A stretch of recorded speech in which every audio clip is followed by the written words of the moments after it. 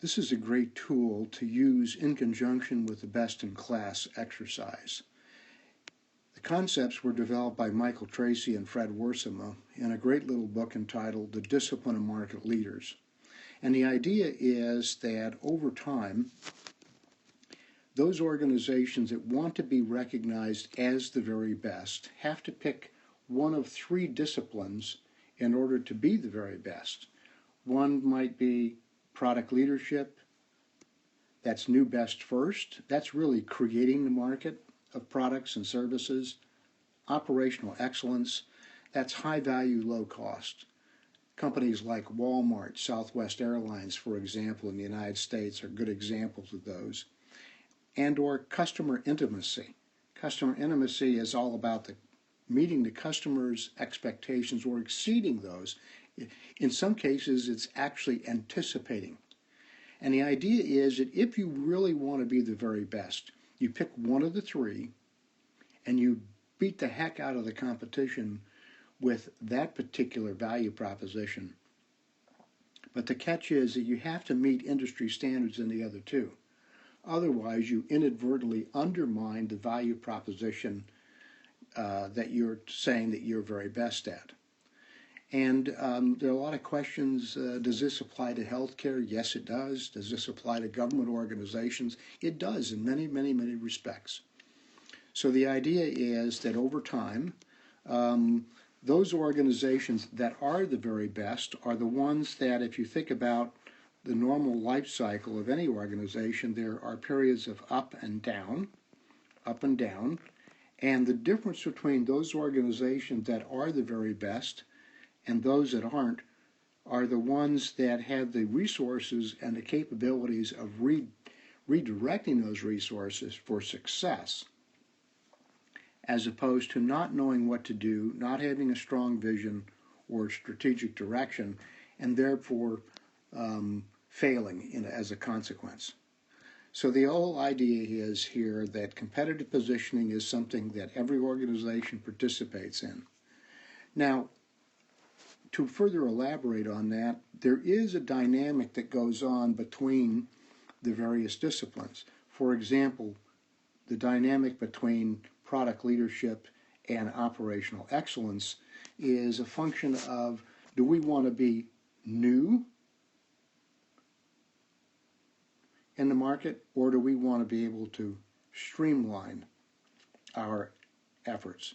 And the difference is that those that want to be the very best don't ignore operational excellence, but they have to pay close attention to that dynamic. The interaction between customer intimacy and operational excellence then is operational excellence is all about standardizing processes to make them the most efficient. If you think about it in terms of clinical applications, clinical pathways fit that.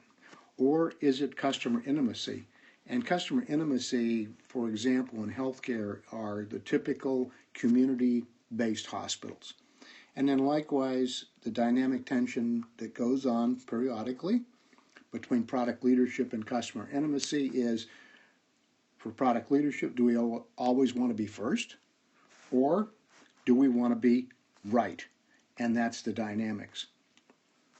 The idea then is that for organizations and in healthcare, we can characterize the hospital industry in the following way.